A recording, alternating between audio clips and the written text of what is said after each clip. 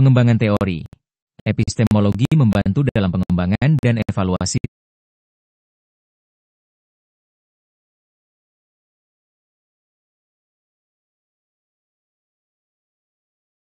menyediakan alat untuk menilai validitas dan reliabilitas klaim ilmiah.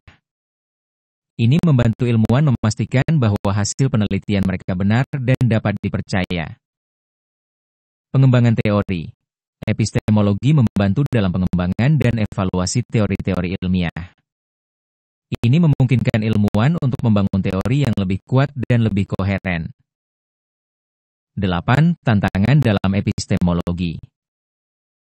Epistemologi menghadapi berbagai tantangan yang kompleks dan seringkali mendalam. Beberapa di antaranya adalah problem Gettier. Edmund Gettier menunjukkan bahwa memiliki kepercayaan yang benar dan dibenarkan tidak selalu cukup untuk pengetahuan. Ini memperkenalkan kasus-kasus di mana seseorang memiliki kepercayaan yang benar dan dibenarkan tetapi masih gagal memiliki pengetahuan. Skeptisisme global. Tantangan ini mempertanyakan apakah kita bisa benar-benar tahu apapun dengan pasti. Skeptisisme global berpendapat bahwa semua pengetahuan bisa dipertanyakan. Regresi tak terbatas. Dalam pembenaran pengetahuan, muncul pertanyaan tentang apa yang membenarkan alasan kita. Jika setiap alasan memerlukan alasan lain untuk dibenarkan, ini bisa menyebabkan regresi tak terbatas. 9. Epistemologi dan teknologi. Perkembangan teknologi membawa tantangan dan peluang baru bagi epistemologi. Big Data dan AI. Dengan munculnya Big Data dan kecerdasan buatan, cara kita memperoleh dan memproses informasi berubah secara drastis. Epistemologi perlu menyesuaikan diri untuk mengatasi bagaimana data besar dan AI mempengaruhi konsep pengetahuan dan pembenaran. Informasi dan misinformasi. Di era digital, penyebaran informasi yang cepat dan meluas menimbulkan tantangan dalam memastikan keakuratan dan validitas informasi. Epistemologi harus memikirkan cara untuk mengatasi masalah misinformasi dan hoaks. 10. Epistemologi dan pendidikan. Epistemologi memiliki peran penting dalam pendidikan, terutama dalam mengembangkan pemikiran kritis. Mengajarkan epistemologi membantu siswa mengembangkan keterampilan berpikir kritis. Ini memungkinkan mereka untuk mengevaluasi klaim-klaim pengetahuan dengan lebih baik. Pendekatan interdisipliner. Epistemologi mendorong pendekatan interdisipliner dalam memungkinkan siswa untuk melihat hubungan antara berbagai bidang studi dan mengembangkan pemahaman yang lebih holistik. Membentuk kurikulum. Epistemologi membantu dalam merancang kurikulum yang lebih efektif dan relevan dengan tantangan dan kebutuhan zaman modern. 11. Epistemologi dan etika. Hubungan antara epistemologi dan etika sangat erat, terutama dalam konteks penelitian ilmiah dan teknologi. Etika penelitian. Epistemologi menggarisbawahi pentingnya kejujuran dan integritas dalam penelitian ilmiah. Ini termasuk praktik-praktik seperti menghindari plagiarisme, memalsukan data, atau memanipulasi hasil. Tanggung jawab sosial. Pengetahuan membawa tanggung jawab. Epistemologi membantu ilmuwan memahami dampak sosial dari penemuan mereka dan mendorong mereka untuk mempertimbangkan implikasi etis dari pekerjaan mereka. Kesimpulan.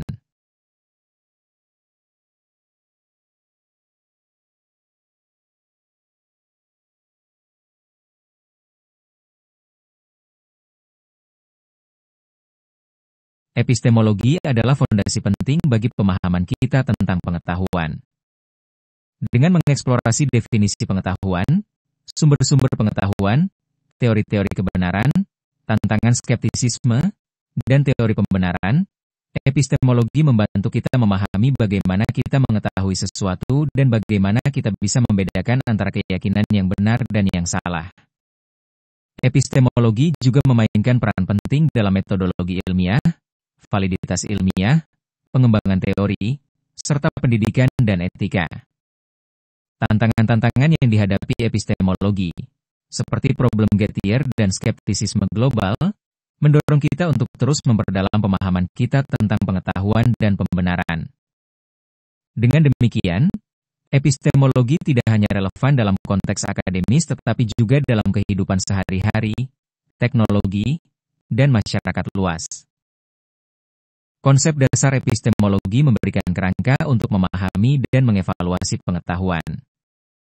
Dengan mengeksplorasi definisi pengetahuan, sumber-sumber pengetahuan, teori-teori kebenaran, tantangan skeptisisme, dan teori pembenaran, epistemologi membantu kita memahami bagaimana kita mengetahui sesuatu dan bagaimana kita bisa membedakan antara keyakinan yang benar dan yang salah. Ini adalah fondasi penting dalam pengembangan ilmu pengetahuan dan penelitian ilmiah. Bab 2. Perubahan paradigma dalam pengembangan pengetahuan. Perubahan paradigma adalah konsep penting dalam memahami perkembangan ilmu pengetahuan.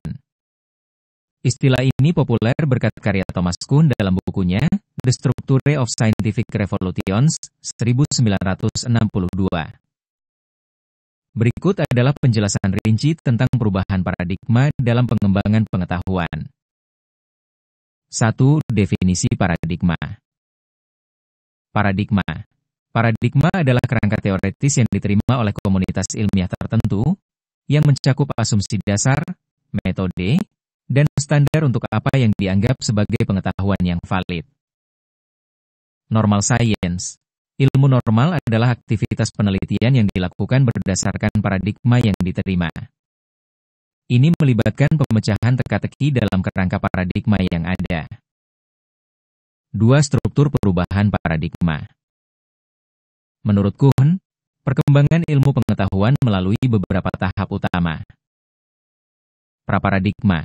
Pada tahap ini, tidak ada paradigma yang dominan. Penelitian bersifat spekulatif dan tidak terorganisir, dengan berbagai teori yang bersaing. Ilmu normal. Setelah satu paradigma menjadi dominan, ilmu normal dimulai. Penelitian fokus pada memecahkan teka-teki dalam kerangka paradigma tersebut. Anomali. Ketika semakin banyak anomali, hasil penelitian yang tidak sesuai dengan paradigma yang ada, muncul, kepercayaan terhadap paradigma mulai goyah. Krisis. Krisis terjadi ketika paradigma tidak lagi dapat menjelaskan atau menyelesaikan anomali yang semakin banyak. Revolusi ilmiah. Revolusi ilmiah terjadi ketika paradigma baru diusulkan dan diterima oleh komunitas ilmiah. Paradigma baru ini memberikan kerangka baru untuk memahami anomali dan memandu penelitian lebih lanjut. Periode pasca revolusi. Setelah revolusi ilmiah, paradigma baru menjadi dasar untuk ilmu normal berikutnya, dan siklus tersebut dimulai kembali.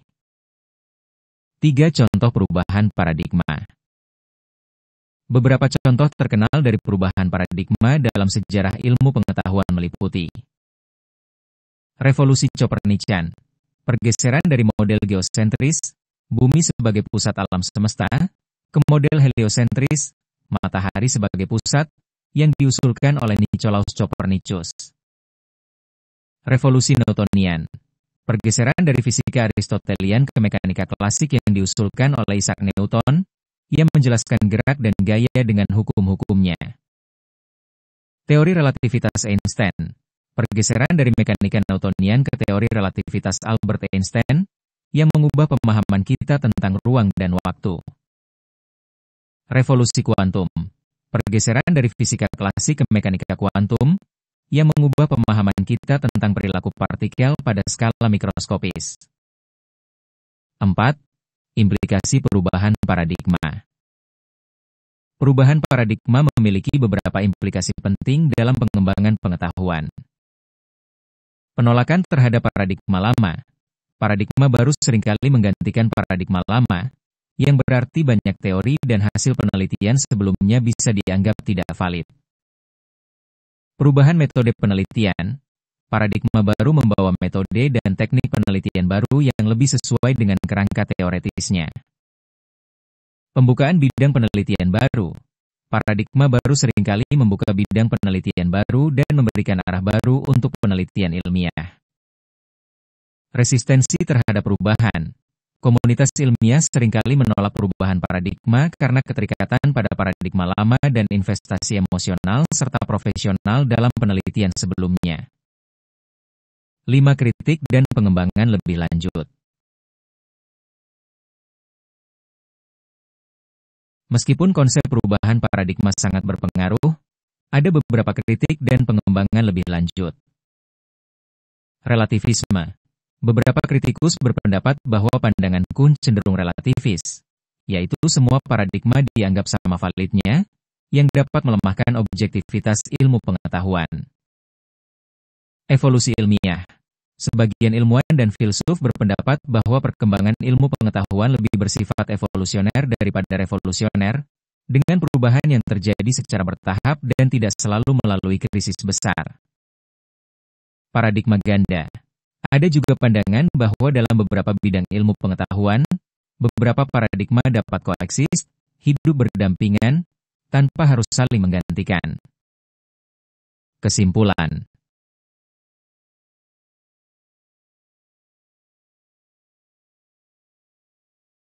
Perubahan paradigma merupakan konsep kunci dalam memahami dinamika dan perkembangan ilmu pengetahuan. Dengan mengenali bagaimana paradigma terbentuk, bagaimana mereka berfungsi dalam ilmu normal, dan bagaimana mereka berubah melalui anomali dan krisis, kita dapat lebih memahami proses perubahan ilmiah. Implikasi dari perubahan paradigma mencakup penolakan terhadap paradigma lama, perubahan metode penelitian, pembukaan bidang penelitian baru, dan resistensi terhadap perubahan. Meskipun menghadapi kritik, konsep ini tetap menjadi alat yang berharga untuk menganalisis sejarah dan perkembangan ilmu pengetahuan. Bab 3 Metodologi ilmiah. Metodologi ilmiah adalah proses yang digunakan oleh ilmuwan untuk mempelajari dunia di sekitar kita, mengembangkan pengetahuan baru, dan memvalidasi hasil penelitian. Ini mencakup berbagai teknik, aturan, dan prinsip yang memandu penelitian ilmiah. Berikut adalah penjelasan rinci tentang metodologi ilmiah. Pengertian metodologi ilmiah. Definisi. Metodologi ilmiah adalah serangkaian prosedur sistematis yang digunakan untuk memperoleh, menganalisis, dan menginterpretasikan data guna menjawab pertanyaan-pertanyaan ilmiah. Tujuannya adalah untuk menghasilkan pengetahuan yang objektif, dapat diuji, dan dapat direproduksi. Tahapan metodologi ilmiah. Metodologi ilmiah biasanya melibatkan beberapa tahapan utama. Observasi. Langkah awal ini melibatkan pengamatan terhadap fenomena alam atau sosial yang menarik perhatian peneliti. Pertanyaan penelitian. Berdasarkan observasi, peneliti merumuskan pertanyaan penelitian yang spesifik dan dapat diuji. Hipotesis. Peneliti mengembangkan hipotesis, yaitu dugaan sementara atau penjelasan yang dapat diuji melalui eksperimen atau pengamatan lebih lanjut. Eksperimen. Peneliti merancang dan melaksanakan eksperimen untuk menguji hipotesis. Ini melibatkan pengumpulan data melalui berbagai metode seperti percobaan, survei, atau studi lapangan. Analisis data. Data yang diperoleh dianalisis menggunakan metode statistik atau alat analisis lainnya untuk menentukan apakah data mendukung hipotesis. Kesimpulan. Peneliti menarik kesimpulan berdasarkan analisis data. Jika hipotesis didukung, dapat dianggap valid sampai terbukti sebaliknya. Jika tidak, hipotesis tersebut ditolak atau direvisi. Publikasi dan replikasi. Hasil penelitian dipublikasikan dalam jurnal ilmiah sehingga dapat diuji ulang dan diverifikasi oleh ilmuwan lain.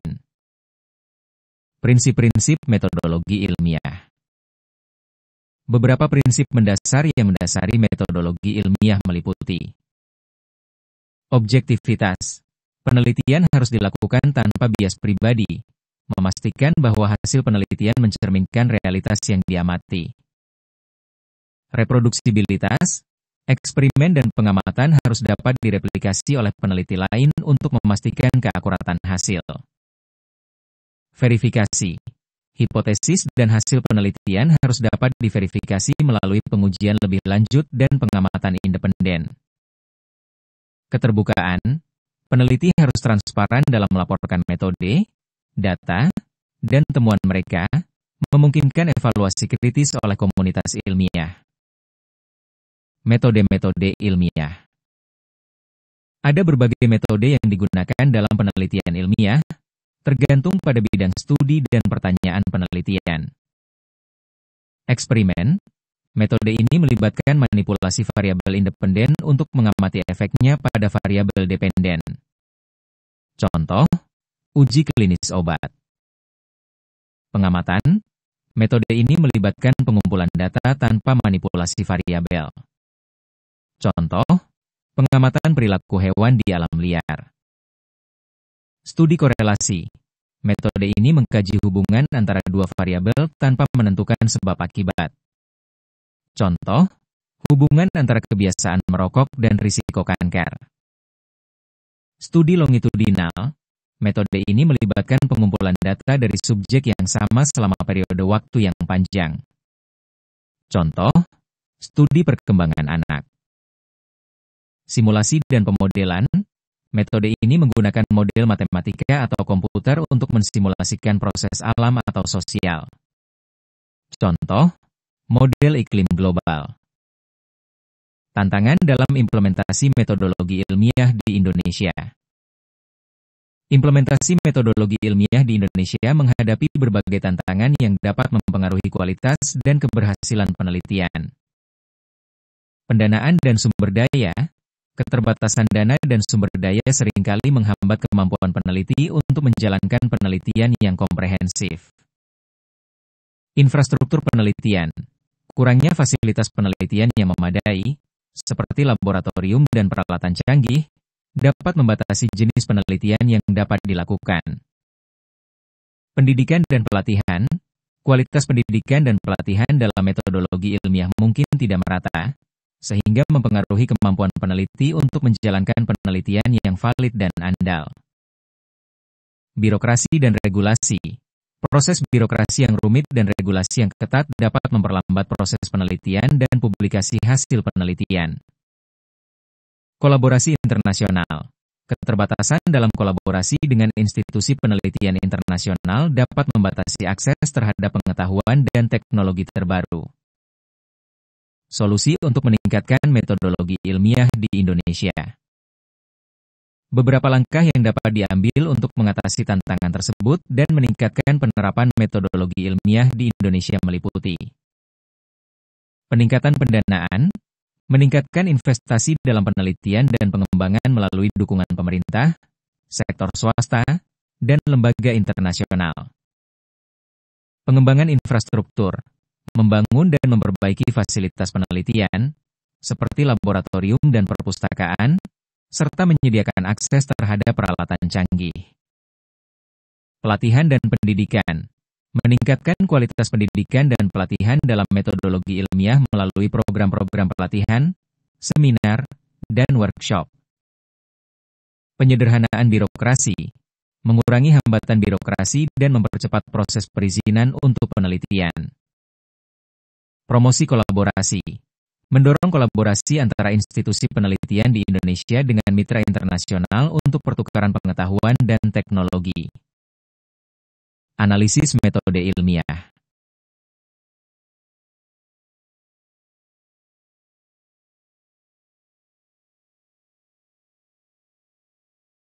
Analisis metode ilmiah melibatkan pemeriksaan kritis terhadap cara-cara yang digunakan untuk mendapatkan pengetahuan ilmiah.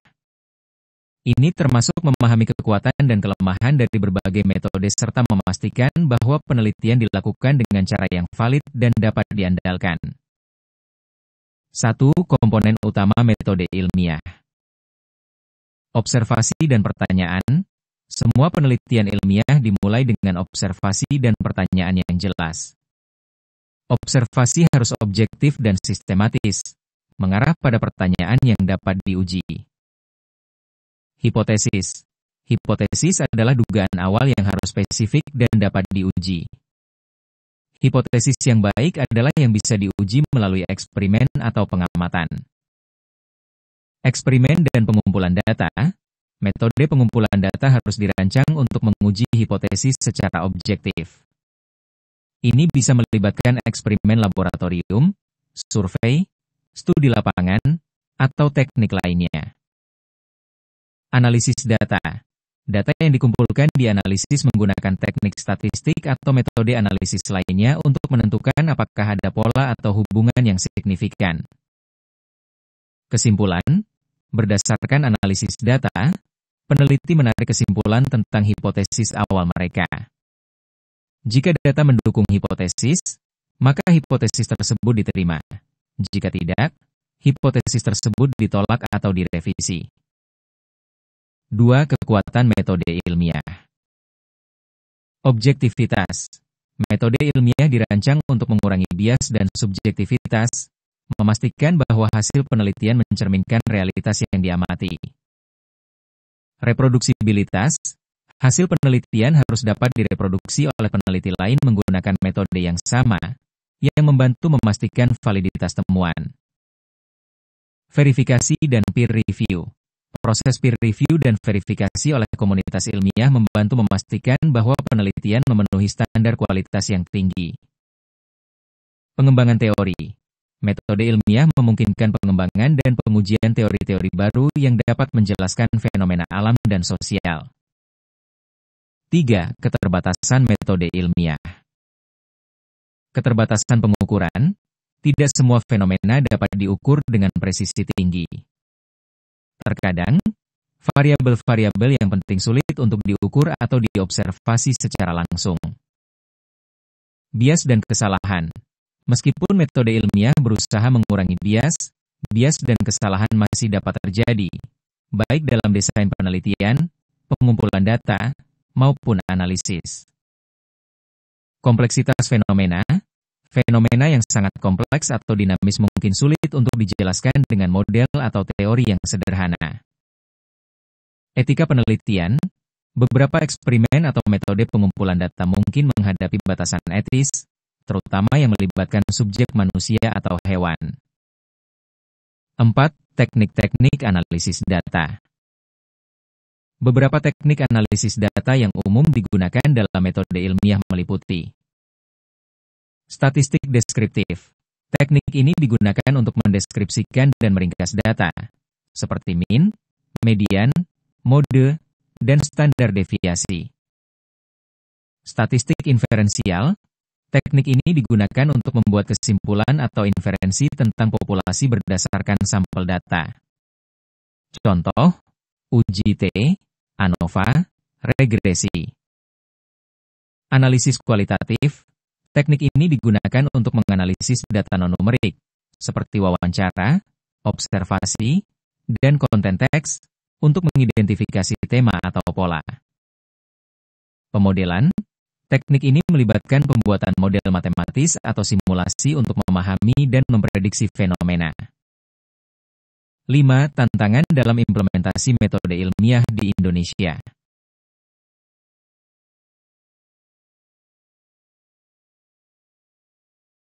Kurangnya sumber daya. Penelitian seringkali membutuhkan sumber daya yang signifikan, termasuk dana, peralatan, dan bahan. Kurangnya sumber daya dapat membatasi kemampuan peneliti untuk melakukan eksperimen atau mengumpulkan data yang memadai. Infrastruktur penelitian yang terbatas. Infrastruktur yang tidak memadai, seperti laboratorium yang kurang lengkap atau jaringan internet yang tidak stabil, dapat menghambat proses penelitian. Kualitas pendidikan dan pelatihan. Variasi dalam kualitas pendidikan dan pelatihan dapat mempengaruhi kemampuan peneliti untuk menggunakan metode ilmiah secara efektif. Birokrasi dan regulasi yang kompleks. Proses birokrasi yang berbelit-belit dan regulasi yang ketat dapat memperlambat penelitian dan menyulitkan peneliti untuk mendapatkan izin atau dana. Kolaborasi dan akses informasi. Kurangnya kolaborasi internasional dan akses terhadap jurnal ilmiah dan literatur terbaru dapat mengisolasi peneliti dari perkembangan terbaru dalam bidang mereka. 6 strategi untuk mengatasi tantangan. Peningkatan investasi. Meningkatkan pendanaan untuk penelitian dan pengembangan melalui anggaran pemerintah, kemitraan publik swasta, dan hibah internasional. Pengembangan infrastruktur. Meningkatkan fasilitas penelitian, seperti laboratorium dan pusat penelitian, serta infrastruktur digital seperti akses internet yang andal. Pelatihan dan pendidikan. Mengadakan program pelatihan dan workshop untuk meningkatkan keterampilan metodologis dan analitis peneliti. Penyederhanaan prosedur birokrasi. Mereformasi proses birokrasi untuk membuatnya lebih efisien dan mendukung penelitian. Meningkatkan kolaborasi. Mendorong kolaborasi antara institusi penelitian di Indonesia dan mitra internasional, serta meningkatkan akses ke literatur ilmiah dan data penelitian global. Kesimpulan.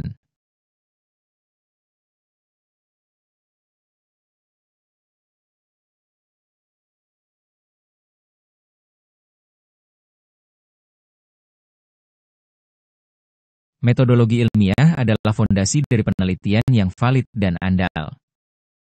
Dengan mengikuti proses yang sistematis dari observasi hingga publikasi, peneliti dapat memastikan bahwa temuan mereka objektif, dapat diuji, dan dapat direproduksi. Meskipun ada tantangan dalam implementasi metodologi ilmiah, terutama di Indonesia, strategi yang tepat dapat membantu mengatasi hambatan tersebut dan mendorong kemajuan dalam ilmu pengetahuan. Dengan peningkatan investasi, pengembangan infrastruktur, pendidikan dan pelatihan yang lebih baik, serta reformasi birokrasi, peneliti di Indonesia dapat lebih efektif dalam menerapkan metodologi ilmiah dan berkontribusi pada pengetahuan global. Metodologi ilmiah adalah kerangka kerja yang esensial bagi pengembangan pengetahuan yang valid dan dapat diandalkan. Dengan mengikuti tahapan sistematis dari observasi hingga publikasi, peneliti dapat memastikan bahwa penelitian mereka objektif, dapat diuji, dan dapat direproduksi. Meskipun ada berbagai tantangan dalam penerapan metodologi ilmiah, terutama di Indonesia, langkah-langkah strategi seperti peningkatan pendanaan, pengembangan infrastruktur, dan peningkatan pendidikan serta kolaborasi internasional dapat membantu mengatasi hambatan untuk menganalisis sejarah dan perkembangan. Analisis metode ilmiah. Analisis metode ilmiah adalah proses evaluasi kritis terhadap berbagai langkah yang diambil dalam penelitian ilmiah untuk memastikan validitas dan reliabilitas hasil yang diperoleh. Berikut adalah penjelasan lebih rinci tentang komponen utama dan prinsip-prinsip analisis metode ilmiah. 1. Komponen utama metode ilmiah. A. Observasi dan pertanyaan penelitian. Observasi. Langkah awal dalam metode ilmiah melibatkan pengamatan fenomena tertentu secara sistematis. Observasi ini harus dilakukan secara objektif dan teliti untuk mengidentifikasi masalah atau pertanyaan yang relevan. Pertanyaan penelitian. Berdasarkan observasi, peneliti merumuskan pertanyaan penelitian yang spesifik, jelas, dan dapat diuji. Pertanyaan ini harus dirumuskan sedemikian rupa sehingga memungkinkan pengujian empiris. B. Hipotesis. Pengembangan hipotesis. Hipotesis adalah pernyataan sementara yang menjelaskan hubungan antara variabel-variabel tertentu. Hipotesis harus dapat diuji melalui eksperimen atau pengamatan lebih lanjut. Sifat hipotesis. Hipotesis yang baik harus spesifik, dapat diuji, dan falsifiable, artinya harus memungkinkan untuk dibuktikan salah jika data menunjukkan demikian. C. Eksperimen dan pengumpulan data. Desain eksperimen. Eksperimen harus dirancang dengan hati-hati untuk menguji hipotesis. Ini melibatkan identifikasi variabel independen yang dimanipulasi dan variabel dependen yang diukur, serta kontrol terhadap variabel lain yang dapat mempengaruhi hasil. Pengumpulan data.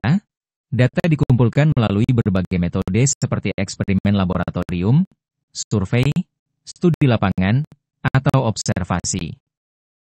Metode pengumpulan data harus sesuai dengan pertanyaan penelitian dan hipotesis yang diuji. D. Analisis data. Metode analisis.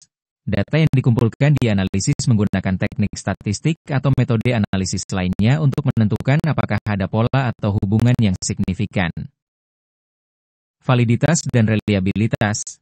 Analisis data harus memastikan validitas, keakuratan pengukuran, dan reliabilitas, konsistensi hasil dari penelitian. E. Kesimpulan.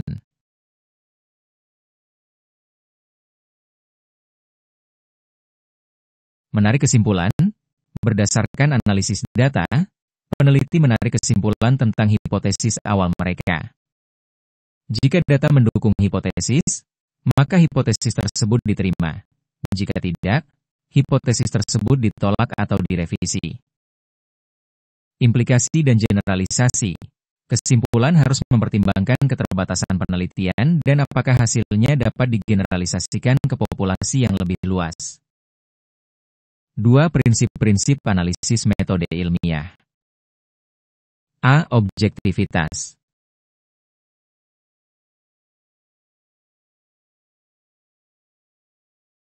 Objektivitas. Penelitian harus dilakukan tanpa bias pribadi atau subjektivitas, memastikan bahwa hasil penelitian mencerminkan realitas yang diamati. Ini dicapai melalui penggunaan metode standar dan pengukuran yang konsisten. B. Reproduksibilitas. Reproduksibilitas. Hasil penelitian harus dapat direproduksi oleh peneliti lain menggunakan metode yang sama. Ini penting untuk memastikan keakuratan dan keandalan temuan. C. Verifikasi dan peer review. Verifikasi. Hipotesis dan hasil penelitian harus dapat diverifikasi melalui pengujian lebih lanjut dan pengamatan independen. Peer review. Proses peer review, di mana hasil penelitian dievaluasi oleh ahli lain di bidang yang sama, membantu memastikan bahwa penelitian memenuhi standar kualitas yang tinggi. D. Keterbukaan. Keterbukaan, peneliti harus transparan dalam melaporkan metode, data, dan temuan mereka. Ini memungkinkan evaluasi kritis oleh komunitas ilmiah dan membantu mencegah penipuan atau manipulasi data. 3. Kekuatan dan keterbatasan metode ilmiah. A. Kekuatan. Objektivitas dan sistematisitas. Metode ilmiah dirancang untuk mengurangi bias dan subjektivitas, memastikan bahwa hasil penelitian objektif dan sistematis. Validitas dan reliabilitas.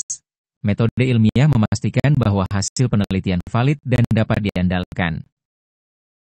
Kemajuan pengetahuan. Melalui pengujian hipotesis dan pengembangan teori, metode ilmiah mendorong kemajuan pengetahuan dan pemahaman tentang dunia. B. Keterbatasan. Keterbatasan pengukuran.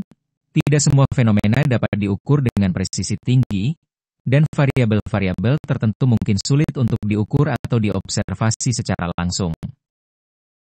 Bias dan kesalahan.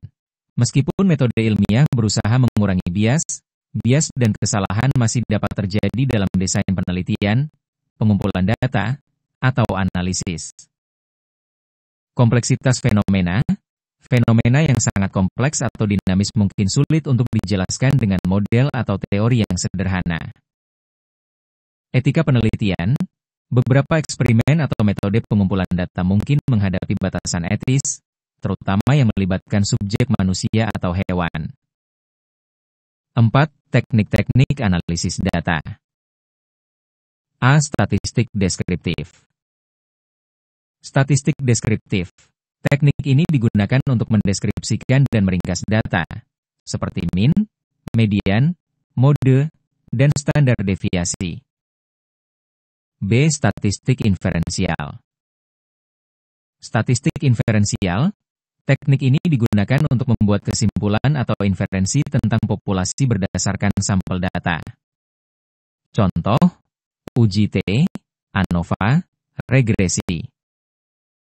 C. Analisis kualitatif. Analisis kualitatif.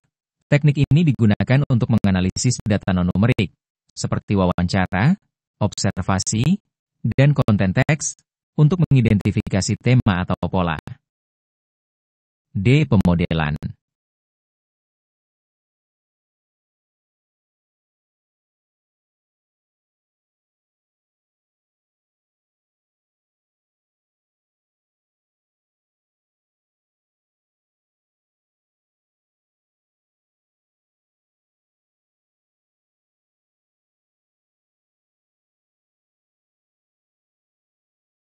Lima. Implementasi dan tantangan di Indonesia.